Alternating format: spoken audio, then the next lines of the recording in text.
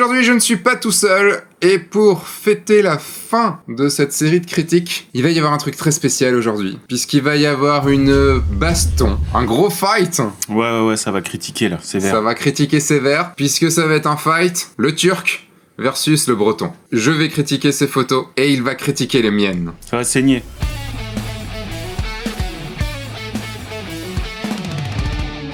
Bonjour, je suis Sébastien Roignan et je suis avec... Le Turc. Et vous êtes bien dans un nouvel épisode de F1.4, un épisode critique de l'été. Enfin l'été, maintenant on est en septembre, on est toujours en été, on est en septembre. Il fait chaud, c'est trop chaud. Nous enregistrons là l'intro et l'outro après. Tu as fait les critiques de mes photos, de 5 de mes photos. Ouais.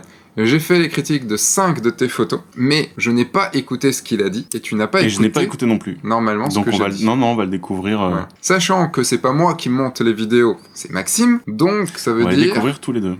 On va découvrir tous les deux ce qu'on a dit l'un sur l'autre en même temps que vous. Est-ce que c'est toi un truc que tu fais souvent d'aller, de demander l'avis à des personnes? Non, en fait c'est la première fois. J'ai jamais fait, je crois, de lecture de portfolio. J'ai fait un concours au tout début, donc j'ai pu discuter un peu avec un gars, mais genre ça remonte à 10 ans et j'ai jamais fait ce truc-là. Et c'est pour ça d'ailleurs que je m'écoute régulièrement tes critiques, parce que c'est hyper intéressant en fait, dans le sens où c'est une sorte de footing de l'œil en fait, de critiquer, de se faire critiquer, puis aussi de regarder une image et de se dire qu'est-ce qui me plaît dedans, pourquoi, qu'est-ce qui fonctionne pas, et puis qu'est-ce qui aurait pu mieux fonctionner, quelle est l'intention, et est-ce que l'intention est servie par le reste. Et c'est un exercice intéressant, mais moi c'est la première fois depuis 11 ans quoi. On en parlera à la fin de la vidéo, on va se faire un petit débrief. Ça fait longtemps que j'ai pas demandé d'avis réel. Je sais que vous avez envie de savoir ce que j'ai dit sur ces photos, donc c'est moi qui commence à critiquer ces photos, puis c'est toi qui vas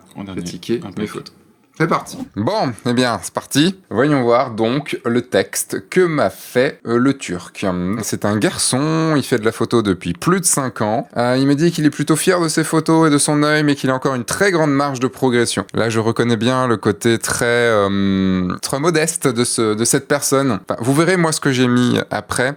J'ai beaucoup hésité entre les « je suis plutôt fier de mes photos » et « j'ai encore une très grande marge de progression » et « je maîtrise déjà bien » et « je veux grappiller les derniers pourcentage. J'ai pas mal hésité. Cher Sébastien, j'avoue détester les présentations, enfin surtout quand c'est à moi de les formuler évidemment, tout simplement parce que j'aimerais dans la mesure du possible que l'on regarde mes images comme ça, sans avoir besoin de les défendre ou de les justifier avec un discours, ce que je comprends tout à fait. Un peu comme quand on tombe sur une musique qu'on aime bien à la radio, un peu comme quand on va voir un film un peu au hasard. Tu comprendras donc que je vais éviter d'intellectualiser mon travail, je vais simplement donner quelques informations tout à fait factuelles. Je construis mes décors, j'aime raconter des histoires, je ne suis pas un passionné de technique et je fais mon travail comme si ma vie en dépendait. Et parce que aussi, c'est moins chiant qu'aller à l'usine ou que faire du maïs. En revanche, je me considère toujours en apprentissage, ce n'est pas de la fausse modestie, j'estime réellement qu'il y a encore une grande marge de progression. Donc, voyons voir un petit peu les 5 photos que tu m'as envoyées. À vrai dire, je les connais déjà toutes, évidemment, mais...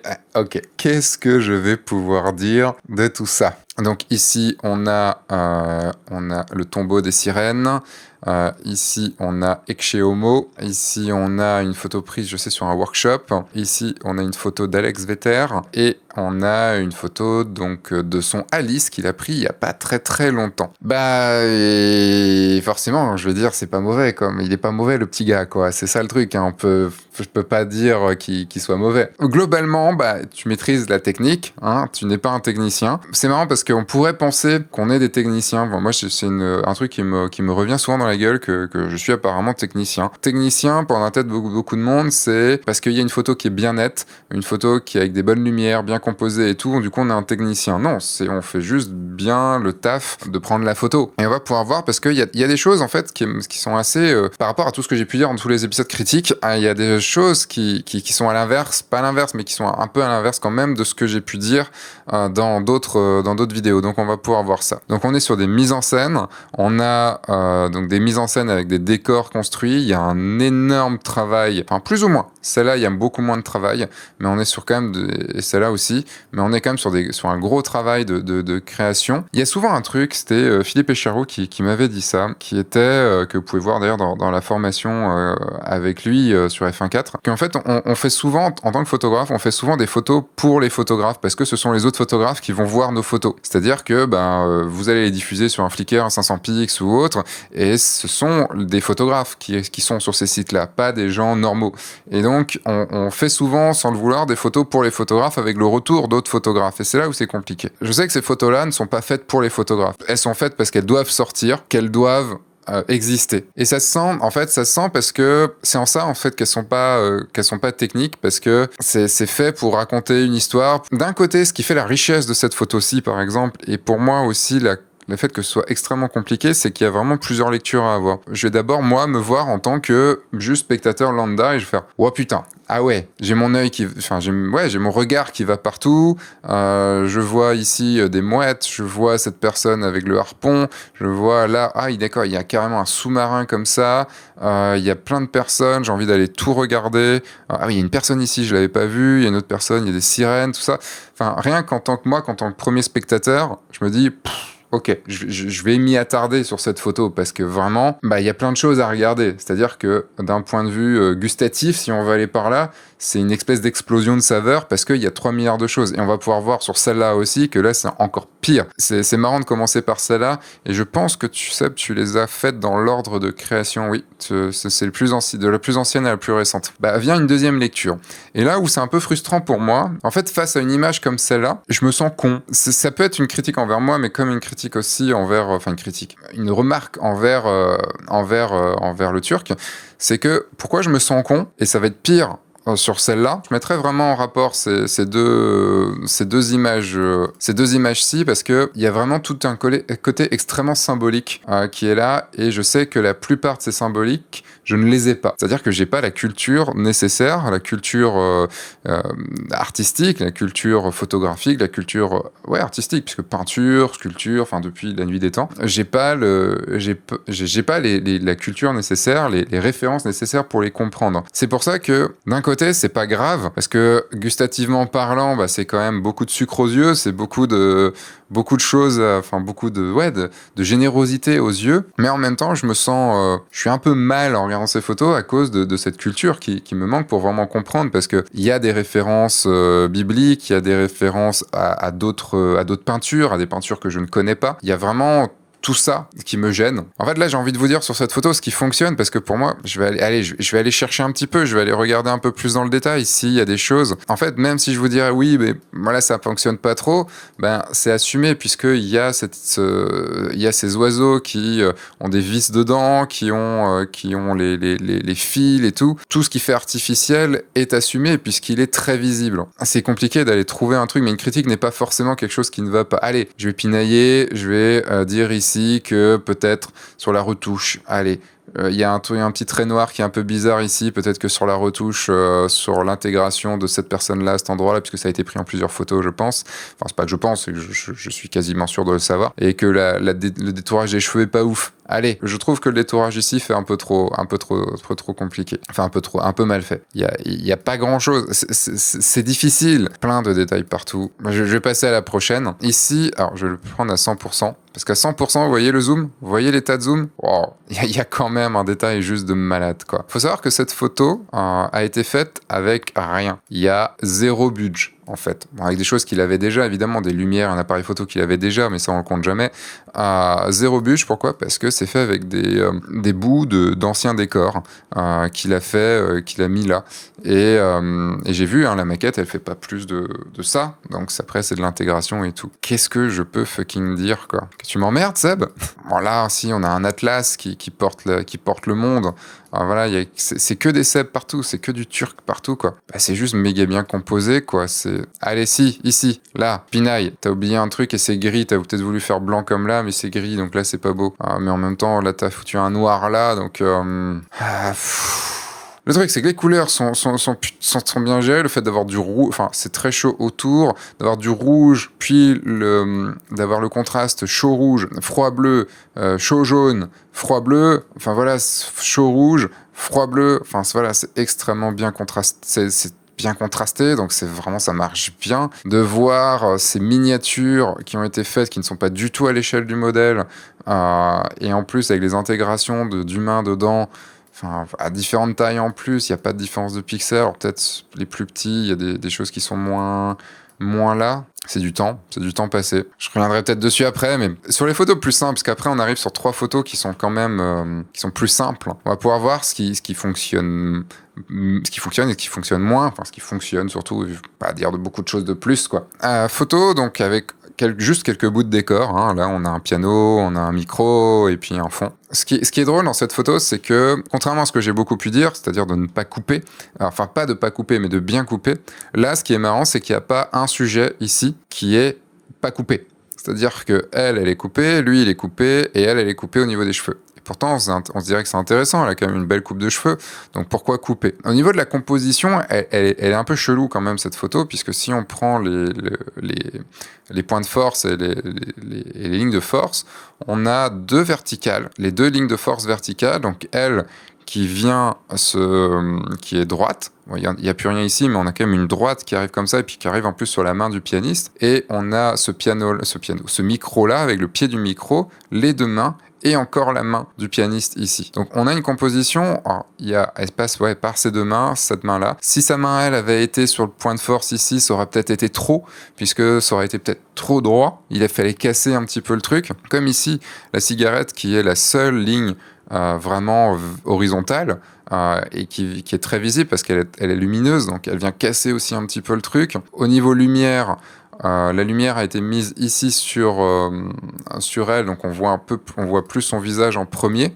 Rappelez-vous, on voit d'abord ce qui est lumineux. C'est deux choses qui captent, surtout la luminosité et les yeux. Donc là, on n'a pas de regard, à part les regards des affiches derrière.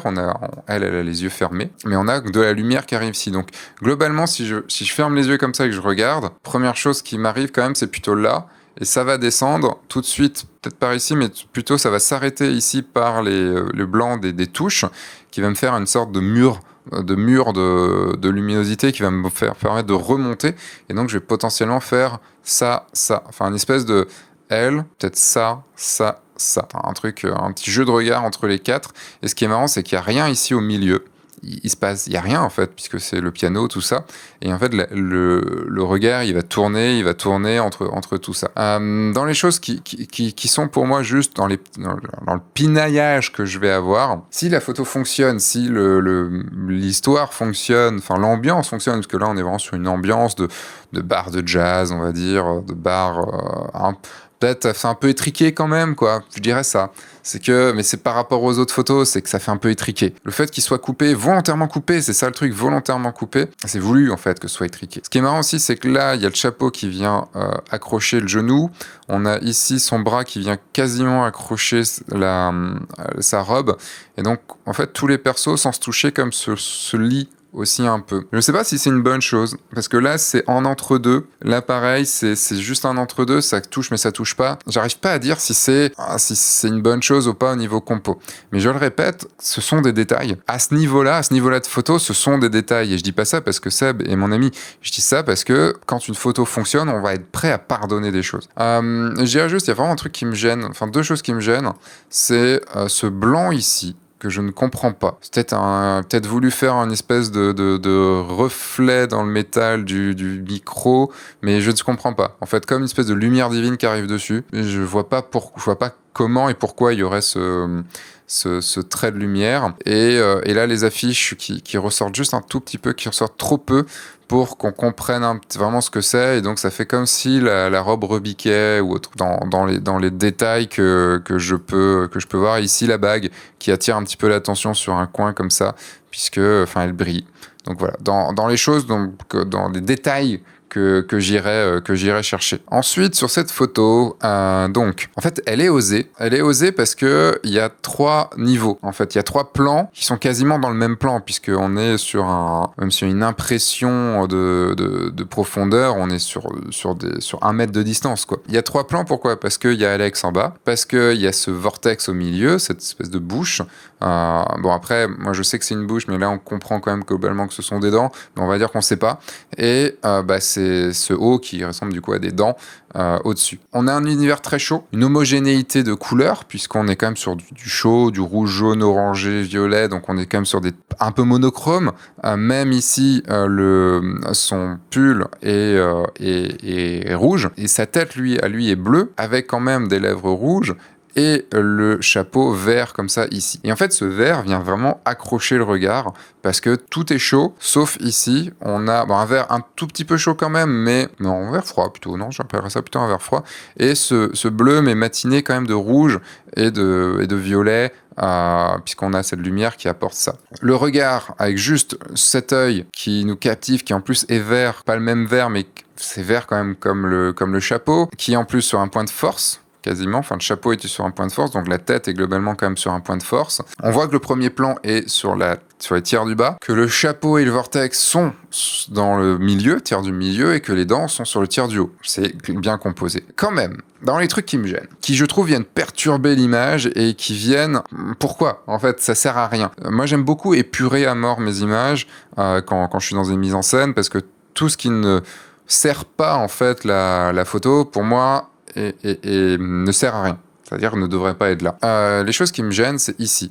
Je trouve ces bouts de décor là qui sont très présents parce qu'ils sont plus clairs que le reste, et je vois pas à quoi ça sert parce qu'ils sont là sans être là, et je pense qu'ils auraient gagné à être enlevés. Un peu comme là, en moins parce qu'on les voit moins, il y a juste le petit trait de lumière ici qui permet de voir, mais ce dégradé est tellement beau. Soit je les aurais mis un petit peu plus dedans, soit vraiment enlevé. Pareil ici, mais je pense qu'il aurait fallu assombrir ici ou les enlever carrément. Petit coup de Photoshop, ça allait vraiment très vite, parce que ça vient attirer l'œil pour rien, parce qu'il n'y a rien d'intéressant à cet endroit-là. Moi, mon œil, il est d'abord attiré par ici. Alors, je saurais pas dire si c'est par le jaune ici ou par le bleu ici. Je pense que c'est plutôt...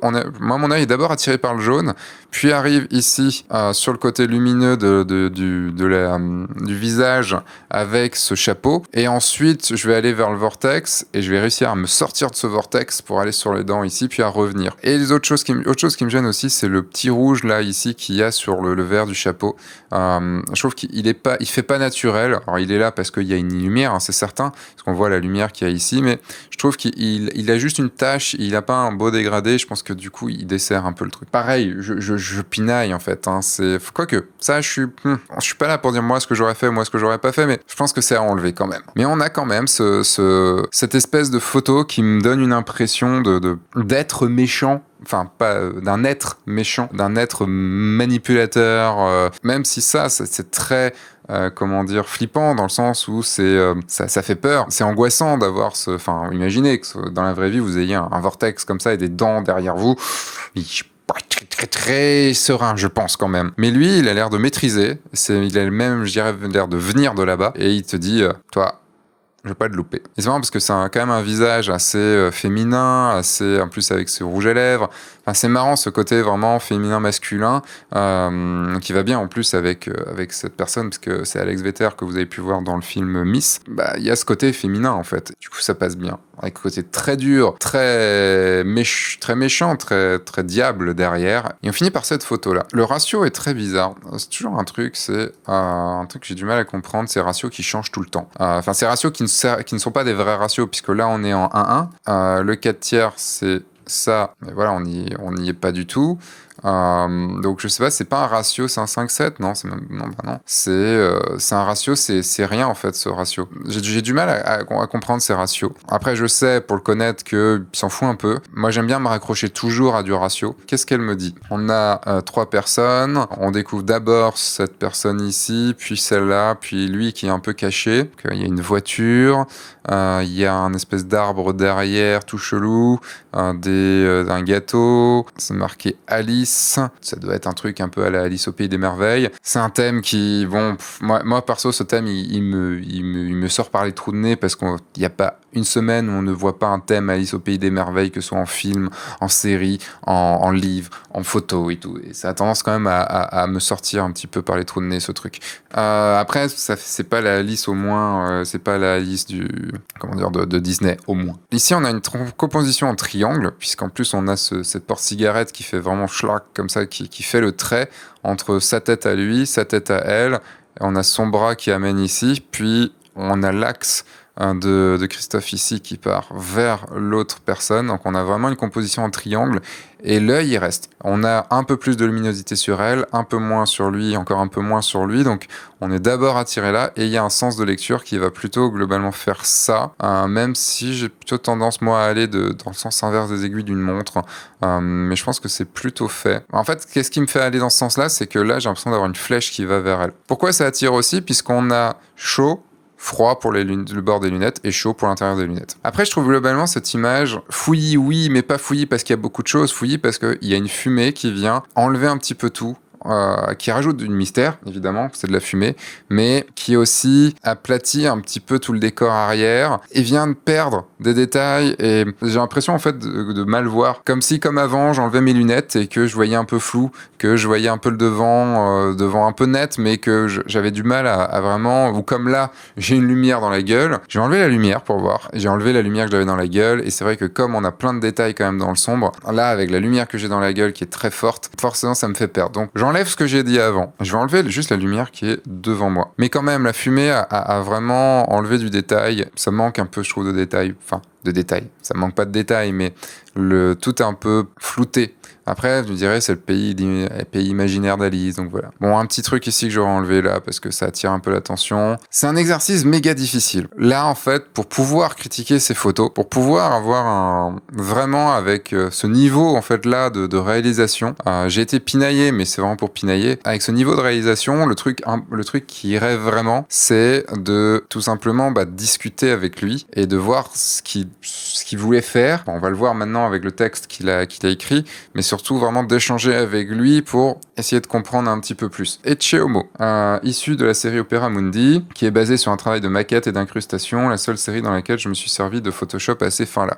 Oui, parce que forcément, Photoshop, là, il y a forcément du Photoshop pour faire ce genre de choses, ici. Sauf s'il a été enceinte un jour. Ensuite, on a Alexandre ici, donc un portrait d'Alexandre Vetter. Ouais, c'est le texte. C'est un portrait d'Alexandre Vetter. Donc, on pourrait dire que ça symbolise potentiellement, si c'est un portrait de lui, ça devrait symboliser sa personnalité.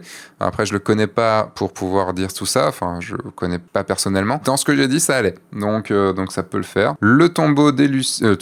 Le tombeau des sirènes issu de la série de la chute des empires, shooté au Hasselblad. Ouais, ok, bon, je me la pète, je shoot au Hasselblad, d'accord. Enfin, c'était pas la peine de le dire, on s'en fout, Seb. T'es vraiment quelqu'un de technique, hein. Et le banquet, c'est donc ça, série issue de ce qui pourrait s'apparenter à ma vision d'Alice. Et ensuite, Badabim Jazz, parce que j'adore cette modèle et que j'aime les compositions un peu bizarres parfois. C'est comme tu disais, tu t'as trop rien dit sur les photos parce qu'il n'y avait pas besoin en fait Enfin, tu veux pas... Ce que je comprends.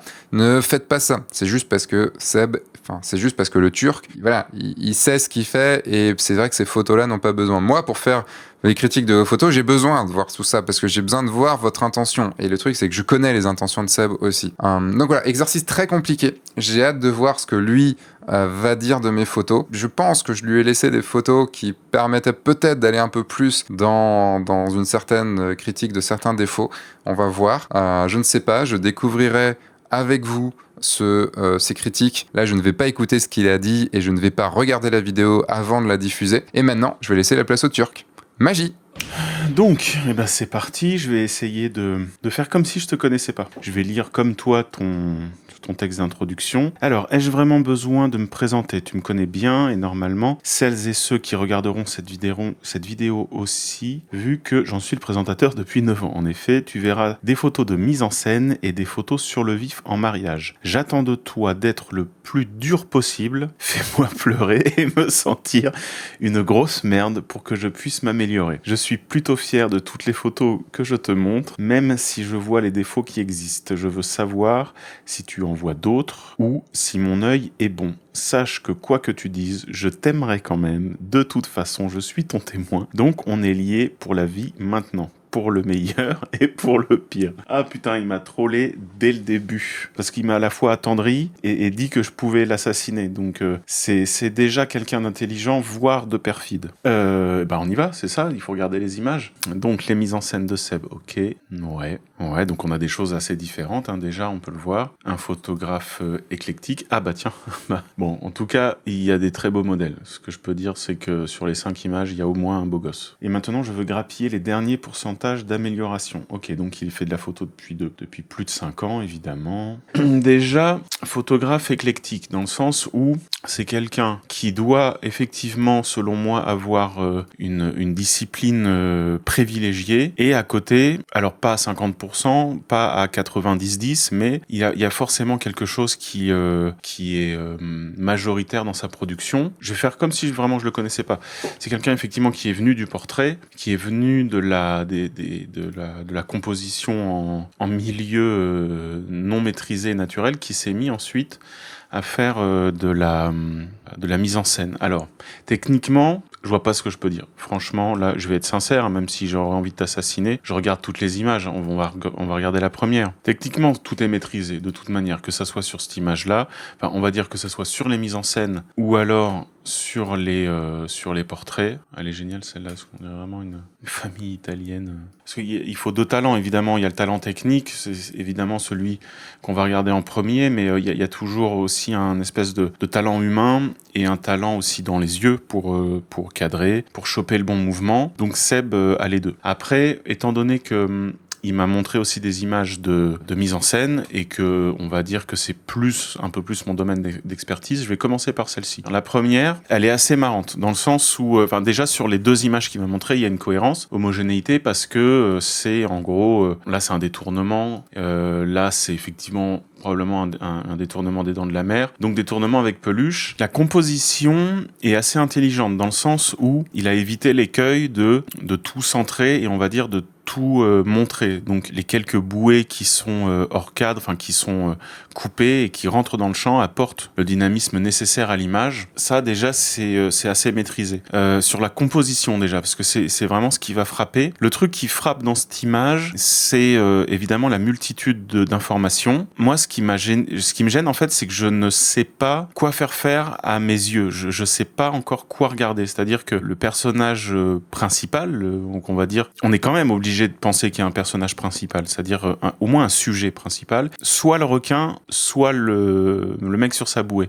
Le problème, c'est que le requin, évidemment, il est centré, mais il est très discret. Il est très discret, donc il va pas sauter aux yeux. Et le mec sur sa bouée, il ressort parce que c'est le seul élément humain qu'il y a dans l'image, mais il est assez décentré. Moi, c'est le premier truc que j'aurais à dire sur la composition, c'est que au final, on dirait un peu une tapisserie, ou quelque chose, un motif qu'on pourrait répéter en boucle, comme sur certaines tapisseries d'avant, et qu'en fait, on sait pas où l'image commence et où l'image se termine. C'est-à-dire qu'on pourrait largement imaginer d'un truc qui se déroule à l'infini, comme ça, sans pour autant qu'il y ait une construction propre à l'image. Alors effectivement, le requin, lui, il est, on va dire, discret, parce qu'effectivement, c'est une menace, mais alors, soit il fallait le mettre comme une ombre beaucoup plus grosse, en fait, comme une espèce de truc qui vraiment menaçant, dans le sens où là, pour l'instant, il est pas menaçant, parce que déjà, il se dirige pas vers le baigneur, et puis sa taille n'est pas suffisamment impressionnante, on va dire. Donc peut-être que une image, ça aurait été peut-être plus impressionnant d'avoir le requin qui prend la moitié de l'image et qui est vraiment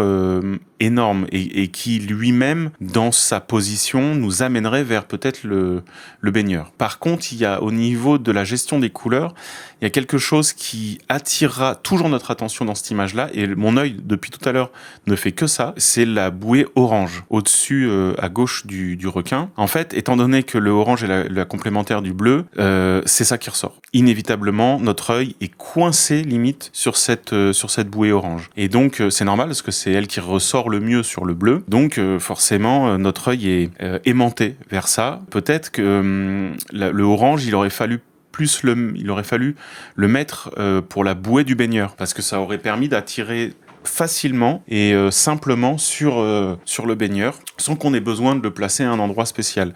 Donc effectivement, il faut faire attention quand on a des compositions comme ça assez complexes, d'avoir un code couleur simple. Plus la compo est complexe et plus on a intérêt à avoir des choses simples qui guident le parcours de l'œil. Ensuite, la retouche, j'ai pas grand-chose à dire, si ce n'est que on voit quand même que les peluches n'ont pas été shootées dans l'eau. Même si c'est bien fait, on voit que les peluches n'ont pas été shootées dans l'eau, qu'il y a une piscine, que par moment on a mis sous l'eau en tamponnant légèrement le bleu pour faire croire qu'il y a certaines parties submergées. Franchement, ça coûtait pas grand-chose à mon avis de choper une piscine même gonflable.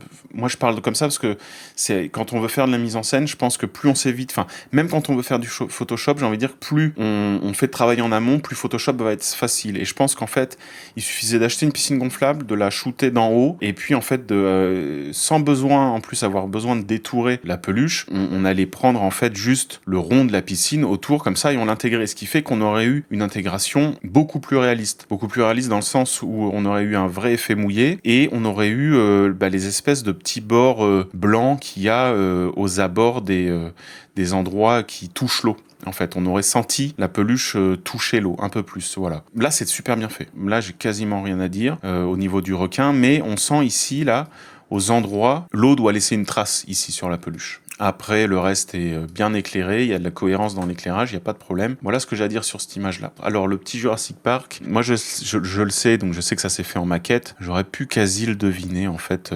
Composition, rien à dire. Rien à dire dans le sens où c'est une confrontation, tout se voit, tout fait sens. C'est une photo assez, d'ailleurs, sans parler de technique, etc. Il y a un sens de l'humour.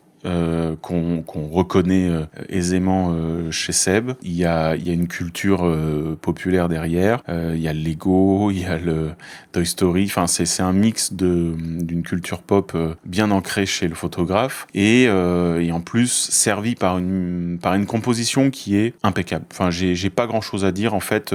Là, on sent qu'il y a une espèce de flèche qui se dessine comme ça. En fait, nos yeux suivent toujours plus ou moins les points de fuite. Donc, le point de fuite de la voiture et le point de fuite des poteaux nous indiquent l'œil et les yeux du dinosaure nous ramènent à lui. Voilà. Donc, en fait, notre œil, il peut pas tellement s'échapper. C'est-à-dire qu'il est contraint à rester là dans cette confrontation. La composition, elle est impeccable. Après, gestion pour moi des couleurs qui est importante. Les dialogues chaud et froid fonctionnent assez bien. Quelque chose d'un peu incohérent légèrement, c'est que là, on a une lumière qui est magenta pour le coup, qui laisse par contre du chaud, en fait, vraiment un jaune orangé sur la voiture. Donc en fait, moi ça me gêne, c'est-à-dire que soit j'aurais aimé que la fusée éclairante soit elle-même orangée, ou alors que ce reflet-là soit orangé lui-même aussi. Parce que là, en fait, on a de l'orangé ici, alors que là on a un magenta quand même très dur, donc il y a aucune raison pour que sur la porte la portière de la voiture, on ait un orangé. Donc notre œil, il est très performant pour détecter les anomalies, et là il y en a une petite. C'est des petites choses comme ça qui peuvent nous faire sortir de l'image.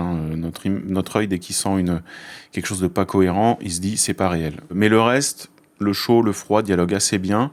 Les petites lumières froides ici en contre, ça fonctionne. Quand on regarde de plus près, alors de loin, la pluie, elle fonctionne. Mais de près, on s'aperçoit que c'est un truc très dur à faire. Mais on sent les motifs récurrents en fait. C'est-à-dire, déjà, ils sont très peu flous, dans le sens où ils sont beaucoup plus nets que l'objet sur lequel ils sont censés tomber. Et donc, il y avait peut-être l'astuce de flouter ça aussi, exactement de la même manière que t'as flouté la pluie tombée.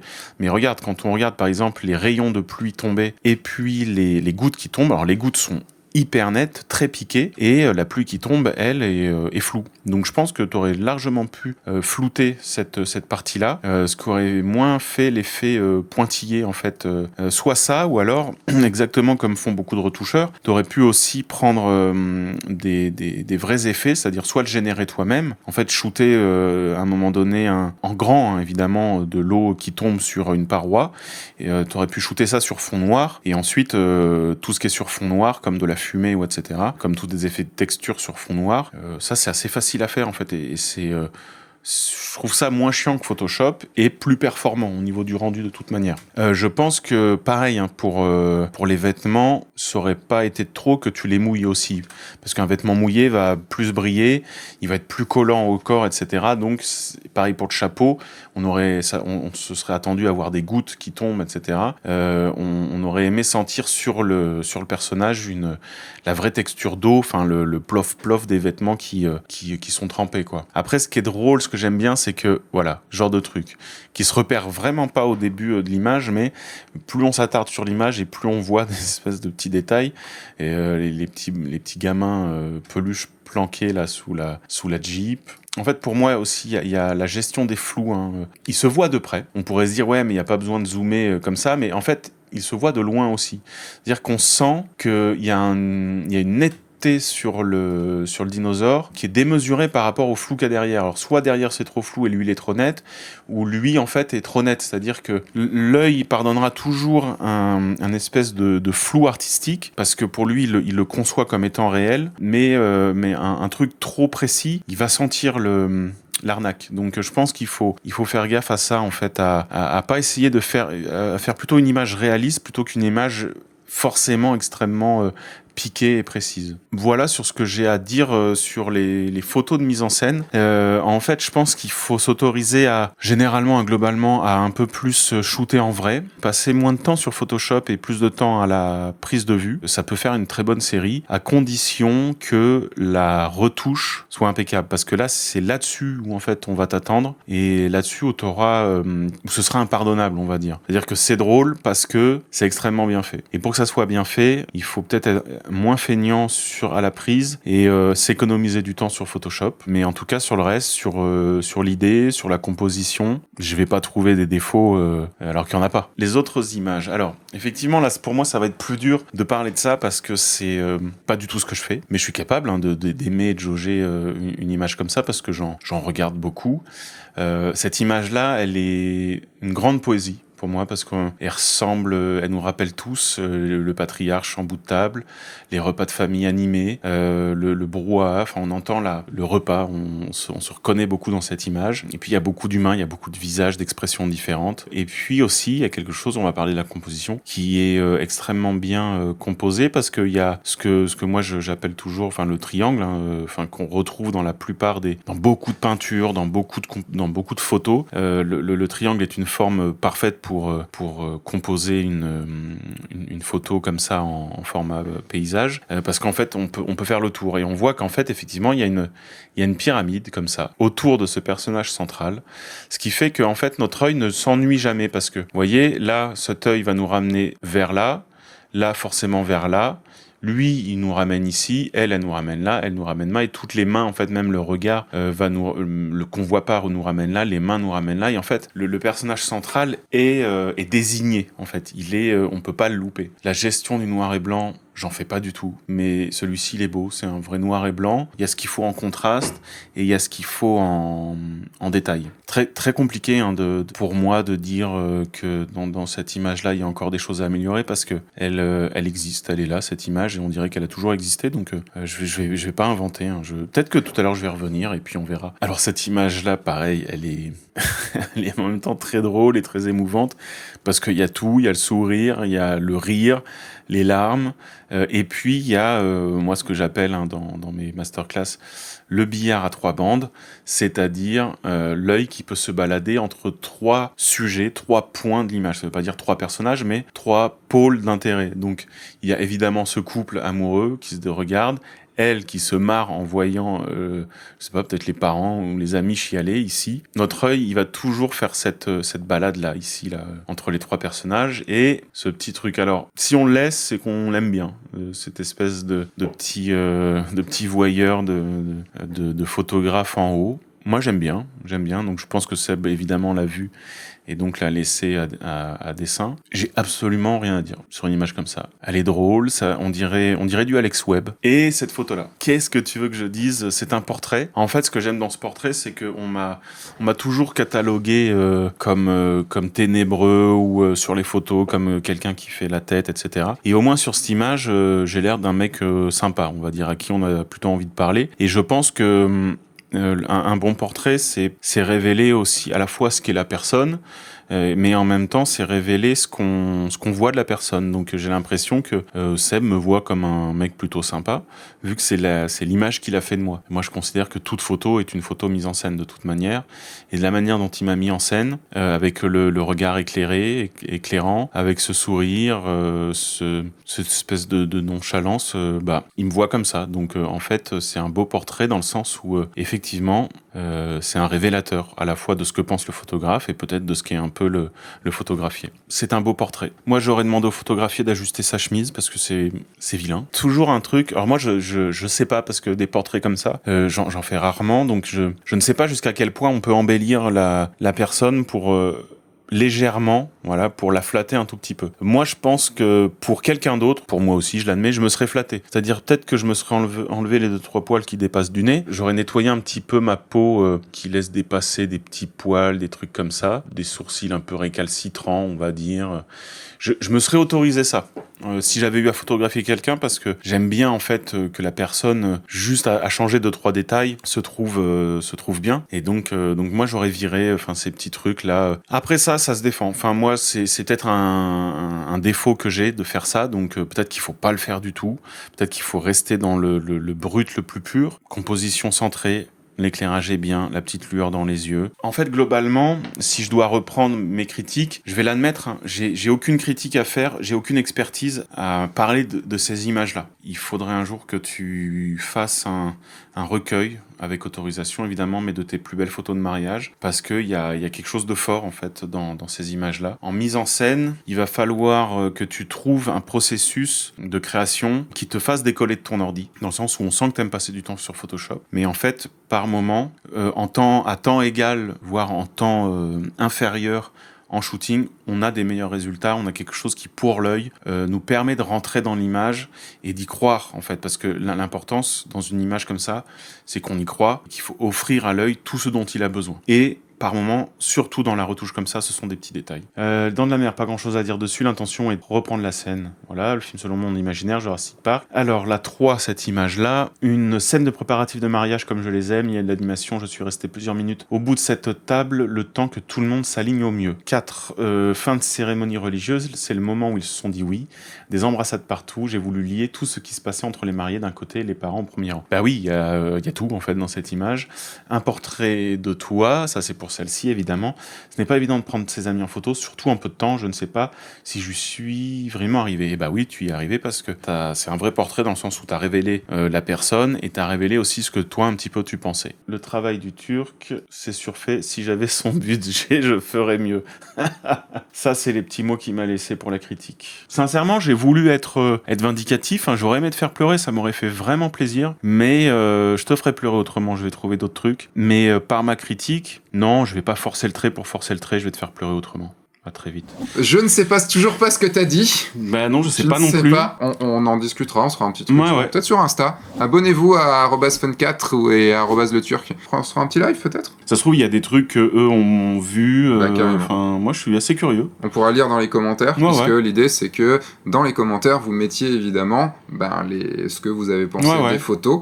Et donner aussi un avis là-dessus, parce que c'est intéressant, même le plus débutant des plus débutants. Il y a un truc que je vais dire de ce que j'ai dit, mais qui n'était pas sur tes photos, c'est que c'est toujours intéressant d'avoir l'avis même de débutants, même surtout de gens qui ne sont pas dans la photo. Mais surtout, en fait, c'est qu'est-ce qu'elle provoque, tout simplement, chez des gens qui sont à la fois déjà photographes expérimentés ou alors pas du tout photographes même. Sachant qu'en plus, moi, les avis que j'ai eus parmi les plus débiles, c'était des photographes quand même. Ouais. Enfin, c'était des gens expérimentés. Donc, et les avis les plus... Non, mais souvent les plus fins, c'est des gens qui ont regardé l'image de manière la plus naïve et innocente possible. C'était Philippe Echaroux qui m'avait dit qu'on fait trop les photos pour les photographes, parce que quand tu postes sur Flickr, sur 500 pix ou sur ton Insta, sur ton Insta, t'es souvent suivi par beaucoup de photographes, et les critiques que tu vas avoir, ou les retours positifs ou négatifs que tu vas avoir, c'est par des photographes qui aimeraient faire ça, qui n'aimeraient pas faire ça, qui sont jaloux, que tu sais pas, et on aura des aspects techniques dont on se fout en fait. Gainsbourg disait si ton art plaît à ta mère, c'est que c'est raté. Moi je pense totalement l'inverse, c'est-à-dire que moi je fais de l'art pour qu'elle aime ou qu'elle aime pas, mais que mes parents puissent comprendre déjà, c'est-à-dire qu'en fait qu'ils aient pas besoin d'un bagage culturel naturel, trop énorme pour apprécier une image. Ne serait-ce que, enfin, pour soit apprécier le travail d'une image, soit se dire, je comprends pas tout, mais ça me plaît. Il y a au moins des balises auxquelles me raccrocher. Donc, l'avis des profanes, c'est toujours captivant en fait. Parce que même ils sont tellement plus naïfs qu'ils vont voir des trucs que les spécialistes en gros zappent trop vite. Est-ce que arrivé à ce niveau-là, est-ce qu'on a besoin encore de ces critiques vraiment ? Est-ce qu'on les recherche ? Est-ce qu'on les écoute ? C'est vrai que j'ai pas demandé de critiques plus que ça ces derniers temps, ou alors je vais aller demander par exemple à toi ou à d'autres personnes, tiens, j'ai un problème sur cette image. Il y a telle chose, voilà, qu'est-ce que tu penses de tel truc ? Et non pas, tiens, cette image, qu'est-ce que t'en penses ? Parce que je suis arrivé, moi, à un niveau, à part si je me trompe, je verrai dans ce que t'as dit, mais je suis arrivé à un niveau qui me fait savoir les choses que j'ai loupées, savoir les choses que j'ai réussi, et d'être assez certain que si on va me dire, oui, mais là, tu vois, t'as cadré comme ça, ou là, ça, oui, mais il y a ça. Puis ça dépend aussi ce qu'on appelle progresser, en fait. C'est-à-dire que, évidemment, il y a toujours, tu vas regarder une image, tu vas dire, ah ouais, mais là, il y a un truc qui traîne, là, la retouche. Mais en fait, les plus grandes progressions, c'est quand tu progresses dans ta démarche globale. C'est-à-dire qu'en gros, moi, les progrès que j'ai faits, ils sont pas techniques, ils sont entiers. C'est-à-dire, en fait, c'est les progrès les plus intéressants, c'est ceux qui t'amènent à être encore plus toi. Parce que c'est pas parce qu'une image sera dénuée de défauts techniques qu'elle sera à la fois singulière et personnelle. Les progrès, les critiques pour le coup, dans ces cas-là, elles viennent surtout de nous-mêmes en fait. C'est-à-dire que tu regardes une image et comme tu sais ce que t'as voulu y mettre et tu sais aussi les limites que t'as rencontré, tu te dis bon, il faut que j'aiguise encore la lame pour que ça soit encore plus fin, pour que ça aille à l'essentiel, etc. Et je pense que les critiques que j'ai eues, alors je sais pas d'où elles venaient, je me rappelle plus très bien, mais c'était qu'effectivement il y avait souvent trop de choses. Enfin, dans le sens où ça se noyait peut-être un peu trop dans le fourmillement. Et surtout, c'est que moi, mes photos interrogent le réel. Il y a toujours du faux, mais on voit que c'est du faux. Et je pense qu'il y a quelqu'un qui m'a dit un jour, je sais plus qui, mais qui m'a dit qu'il faudrait jouer avec ça. C'est du faux, mais les personnages dedans font comme si c'était vrai. Et en fait, ton faux imite encore trop peut-être le réel pour l'interroger réellement. Tu vois ce que je veux dire ? Et en fait, ce truc-là, étrangement, je vois pile ce qu'on peut reprocher à ça, mais ça j'ai envie de le faire en film. J'arriverai pas à le faire en photo et j'en ai pas envie parce que je pense que ça va m'amener à trop intellectualiser, mais je perçois très bien. Comment tu reçois si à un moment, enfin plutôt dans ta carrière, est-ce que t'as écouté déjà des critiques vraiment ? À vrai dire, non. Alors, je sais pas si c'est par manque d'humilité. Le truc, c'est que je sais très bien que mes photos, étant donné qu'on a tous essuyé des refus, je sais très bien que il y en a. Ah si, j'ai reçu un truc. C'est un pote designer, il m'a dit, ouais, j'ai montré tes photos. Il m'a pas dit qui exactement, mais il m'a dit, mais de toute façon, le Turc, il fait toujours la même chose. Et j'ai fait, ouais, c'est vrai. Mais en fait, je fais toujours ma même chose. Déjà, je fais pas la même chose que les autres. Mais un jour, on m'avait dit, quand je montrais mes portraits, c'est mes portraits serrés, tu vois, le portrait que tu as eu dans... Voilà. Et que c'était un peu toujours la même chose, mais qu'il y avait quand même quelque chose d'obsessionnel. Et en fait, le mec avait l'air... T'as envie de lui dire merci, presque. Le mec, il le disait... Je me rappelle que le mec le disait pas avec un air, genre, désolé, je vais te dire un truc qui va pas. C'est limite un air... Enfin, moi, je l'ai senti comme ça, tu vois, un air, tu vois, je te dis un truc qui va pas. C'est assez cool. Okay. Et en fait, je sais plus si j'ai répondu et tout, mais dans ma tête, c'était... Bah ouais, mais merci. Oui, évidemment. C'est le plus beau compliment que tu pouvais me faire. On a nos marottes, on a nos obsessions et en fait moi c'est ce qui me touche dans le travail de quelqu'un. Quand tu regardes même une filmographie, les plus grandes filmographies, tous les films racontent la même chose, d'un angle différent. Donc voilà, enfin Burton c'est toujours quelqu'un qui est en dehors de son milieu, qui est pas adapté et qui est trop bizarre pour son environnement. Voilà, quasiment tous ces trucs, c'est ça. C'est pour ça qu'en fait, les critiques, à mon avis, c'est très bien au début, et puis il faut savoir ce qu'on vient chercher. C'est-à-dire que si on a un travail qui est très basé sur la technique, là, forcément, il y a plein de choses à dire. Plus notre travail se singularise et devient authentique, et plus, en fait, les critiques sont compliquées parce que on a intérêt à tomber sur des gens qui ont faim, bienveillants, et puis qui ont pigé là où tu voulais aller aussi, quoi. C'est pour ça que maintenant, je demande l'avis qu'à des gens qui me connaissent, et surtout en qui j'ai confiance, qui me diront avec sincérité et franchise ce qui va et ce qui va pas. Parce que le problème, c'est qu'à un certain niveau, tu vois, on a des gens qui adorent notre travail, des gens qui le détestent, mais c'est compliqué d'avoir des gens qui vont être sincères, mais sincères dans l'objectivité. Ouais. Tu vois, même si évidemment il y a toujours une part de subjectivité, quelqu'un qui va adorer ton travail, il va pas, enfin oui non mais c'est cool, oui non, non mais en fait je peux rien dire parce que c'est super cool. Quelqu'un qui va te détester toi en tant que personne ou détester ton pareil, travail, ça sera pas sincère non plus. Ça peut pas être sincère non plus, donc c'est difficile à avoir. Par contre, quelqu'un qui peut te connaître, qui peut t'apprécier, ça c'est méga précieux, mais qui sait te tirer vers le haut en fait. Voilà. C'est ça le truc, mais là t'as merdé. Ouais. Mais ça, c'est super. Enfin, souvent, on se demande peut-être c'est quoi l'expérience. Ça fait partie des choses qu'on apprend en fait à se désolidariser un peu de ses idées et de pas de pas faire de fétichisme autour de sa petite œuvre, tu vois, en disant c'est comme ça et c'est pas autrement, quoi. Le truc, c'est que là, à notre niveau, on est assez sûr de nos images quand même. Oui. On est globalement assez sûr. On sait si c'est une image forte, si c'est une image faible. Tu vois, on arrive à placer l'image qu'on va faire en fonction de si c'est fait partie des meilleures qu'on ait pu faire ou des moins bonnes. Oui, complètement. Et donc, se taper quelqu'un qui va nous dire ça c'est nul, enfin tu vois, une critique en disant ça va pas et tout, ça peut pas forcément nous atteindre parce que on sait déjà en fait. Bah oui, et puis on sait ce qu'on a mis, et puis on sait pourquoi on l'a sorti. Généralement, si on l'a sorti, c'est qu'elle méritait d'être là, quoi, au minimum. Il y a eu un moment un peu charnière dans ma vie de photographe. C'était en 2014. Parce qu'il y a un moment, j'ai pris mes photos et j'ai été voir un gars, toi. C'était du coup un workshop. Ouais, je me rappellerai bien. En fait, on avait fait la vidéo interview. En fait, c'était au tout début de la masterclass. Oui. On a fait l'interview le vendredi soir. Oui.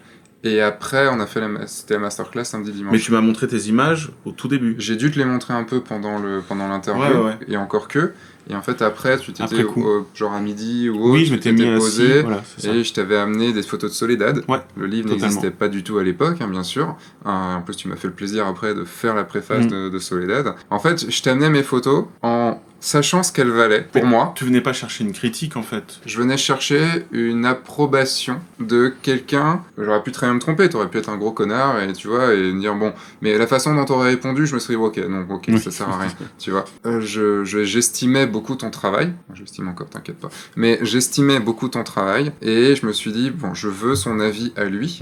Si il me dit que ça vaut quelque chose en termes d'œuvre d'art, pas juste en termes de photos, tu vois, juste en termes d'œuvre d'art, je fais ok, je suis sur le bon chemin. Si tu m'as juste dit ouais, c'est une belle photo, j'aurais fait bon ok. Bah non, mais il manque un truc. Moi c'est surtout, mais en fait je crois que je t'avais demandé d'ailleurs en masterclass, les gens me demandent des avis sur une image, je leur dis attends, tu veux en faire quoi? Parce que par exemple, si tu te dis bah cette image-là, je veux qu'elle aille en galerie, c'est vers ça que tu te destines. Et là tu peux dire je suis désolé, mais tel quel, ça finira pas en galerie. Ou alors tu te dis, ouais, cette image-là a toute sa place en galerie. Et inversement, tu peux dire, bah ça, pour de la pub, non, parce que c'est pas assez précis, c'est ceci, cela. Donc c'est important aussi de venir avec se dire, elles se destinent à quoi les images? Quand on a fait la critique d'autres personnes, c'est ça en fait, on s'est demandé à un moment donné, mais attends, c'est pour une cliente, c'est pour qui, c'est pourquoi? Est-ce qu'elle remplit déjà des fonctions? Parce qu'une image c'est aussi fonctionnel, ça doit remplir quelque chose, donc tu regardes pas de la même manière une pub qu'une affiche de film, qu'une œuvre d'art, qu'une photo de mode, etc. Donc, et est-ce qu'elle remplit déjà sa fonction? Ça c'est quand même un critère important pour une image. Et ça a été un moment charnière pour moi. Ok. Parce que ça a été un moment où je me suis dit, ok, j'ai quelqu'un que j'estime qui me dit que j'ai un potentiel. Bah ouais, moi je t'ai dit, ces images-là, ouais, enfin moi je les vois en galerie, je me dis c'est logique qu'elles soient là, quoi. Mais tu vois, je me le disais aussi, mais tu peux très bien te tromper en fait, tu vois. Oui, puis la personne en face peut te raconter aussi. Bien sûr. Oui, de toute façon, tu m'as raconté des bobards. Oui, en fait, tout à fait. De toute façon, je voulais te choper, c'est tout. Je préviens toujours, c'est-à-dire que quand les gens me demandent un avis, je fais t'es sûr. Parce que quand même. Voilà, fais gaffe à ce que tu demandes des fois que tu l'obtiendrais. Voilà. C'est ça. C'est sûr. Le truc. En tout cas, c'était très cool. Ouais, même si bien. Ça a été compliqué. C'était super dur, franchement. Ouais, pour toi aussi. Ah ouais. Surtout pour un type d'image. Quand t'es expert dans le sens où t'as de l'expérience dans un domaine, tu peux dire. Après, quand tu regardes un travail que tu fais absolument pas toi, tu peux juste dire pourquoi elle fonctionne. Ça va intéresser les gens, ne serait-ce que pour savoir pourquoi je les aime. Merci d'avoir suivi cette vidéo. Merci à toi Seb d'avoir joué le jeu. Merci Seb. Maintenant, on va aller dans Lyon parce que je vais aller te montrer le musée du cinéma et de la miniature. Ouais. Et puis, merci d'avoir suivi donc, ces épisodes critiques de l'été. La semaine prochaine, premier épisode de la saison 10 de F1.4, saison 10. Putain, la vache. 10. Faut fêter ça. Maintenant, après, j'ai plus assez de doigts, quoi. Ouais. Si tu vois ce que je veux dire. La saison 10, et on va commencer par un épisode assez fort, puisque ce sera quel est le meilleur appareil photo. Je vous dis donc à dimanche prochain. Entre-temps, sort... Ah non, bah non, fais-le, tiens, maintenant que t'es entraîné. Oh putain, la vache. Je vous dis donc à dimanche prochain. Entre-temps, sortez, faites des images, aimez, mangez, buvez, faites l'amour. Okay. Faites des photos. T'es toujours plus poétique que moi, c'est chiant. À dimanche prochain, entre-temps, sortez, faites des photos, et surtout, bien sûr, amusez-vous. Au revoir.